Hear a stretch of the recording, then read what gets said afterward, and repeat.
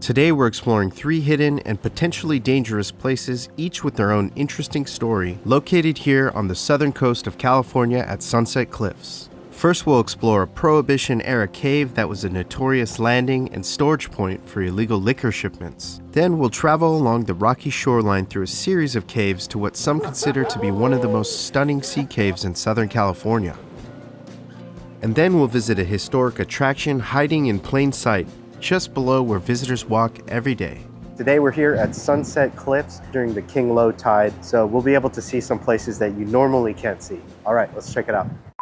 For thousands of years, Sunset Cliffs was considered to be a sacred area by the Kumeyaay people who visited the land for its natural springs and to gather seafood from the tide pools.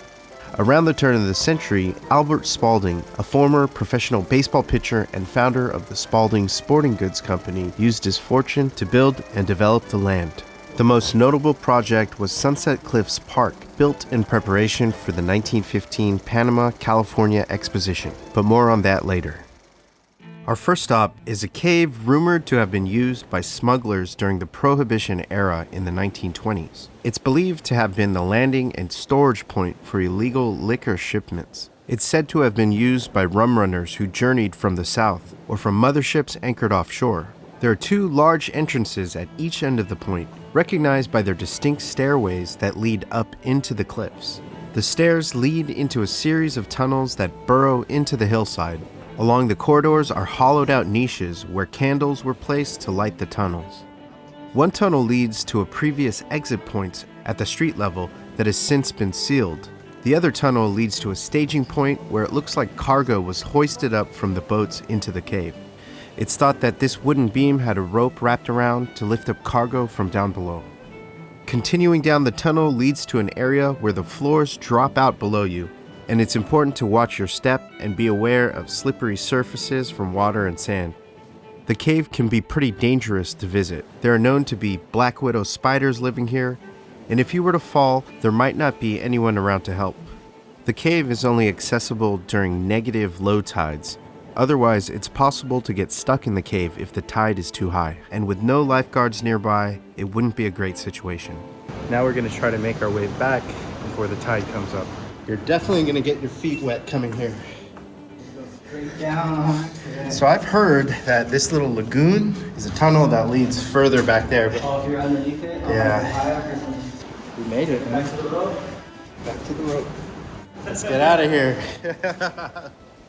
It's fun to think about the history of Prohibition in San Diego, rum runners, and what it must have been like to be in their shoes back in the Prohibition days. Simply known as the Sunset Cliffs Cave, it's known for the picturesque arch entranceway and circular formation above. Like most places here, the cave is only accessible during a negative low tide. It can be relatively secluded and difficult to access. To get there, many people choose to enter the water at Luscombe's Point. It's a surfer's access that leads right to the edge of the water at the point. Another way to get down is by using the bluff. Either way is dangerous, and it's best to be cautious and travel with others. When we visited, there was a rope, and lots of people were using it to get down to the water. When we visited during the king low tide, the tide was about negative 1.6 feet, and despite the low tide, we still walked through water that was sometimes above knee height. From there, you can walk along the shore around the point, and this is where you'll find the entrance to the cave. The cave is a popular spot for photographers, especially during sunset, and this one particular angle where you can take a picture and have the entire cave in one shot. Once you've seen the cave, taken your pictures, if you've timed it to be there at low tide, I'd say you probably have about 15 minutes before you should probably start heading back. The tide's already starting to come back in. We made it. On the way back, we decided to head to the surfer's access point because we heard it was easier to climb back up. But we accidentally took a wrong turn and ended up climbing through a tunnel that went right past it.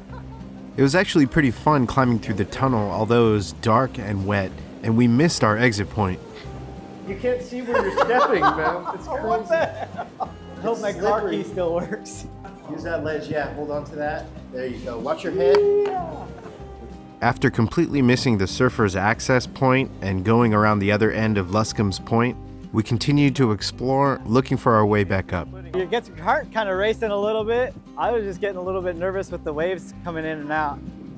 But I'm glad we made it to this end because there was a lot more to see, including more caves, arches, and lots of tide pools. Don, what do you think of the cave adventures? Dude, it's pretty amazing. I wish low tide was like a daily thing. Yeah. And not just during king tide. I've been to a few beaches here in San Diego during the king low tide. Some of the ones I recommend are Encinitas, which have similar vast tide pool areas, La Jolla with its rocky shores and tide pools, and Sunset Cliffs with its sea caves. But of all the places I've visited during the low tides, this has to be one of the most unique experiences I've had here in San Diego so far. If you ever get the chance, I recommend getting some water shoes, checking the tide charts, and exploring Sunset Cliffs. Surprisingly, this next location took me the longest to find because it's hidden in plain sight. After comparing many photos on Google Earth and Google Street View, I was eventually able to line up photos and angles to discover the historic Spalding Park. Spalding Park was a historic attraction created by Albert Spalding in the early 1900s. The park included sheltered benches, cobblestone steps leading to a saltwater swimming pool, walkways above the cliffs, and a dressing room for the pool patrons. Spalding invested around $2 million at the time, which is about $47 million today, and hired architects from Japan to design the park's features. The park opened in 1915 in conjunction with San Diego's Panama California Exposition. The park was later acquired by the city of San Diego and eventually deteriorated due to weather and erosion. It was eventually buried by the city in the 50s. Today, people walk above the remnants of Spalding Park without knowing the historic site that lies beneath. Although the park is gone, it remains a significant part of the Sunset Cliffs history.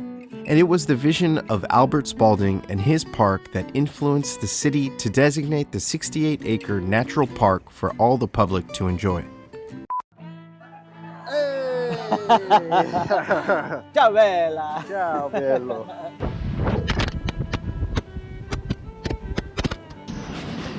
Wow, these things are tough, huh?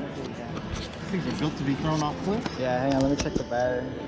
Woo, doggy! Tide's coming up. We gotta hurry it up. It smells delicious.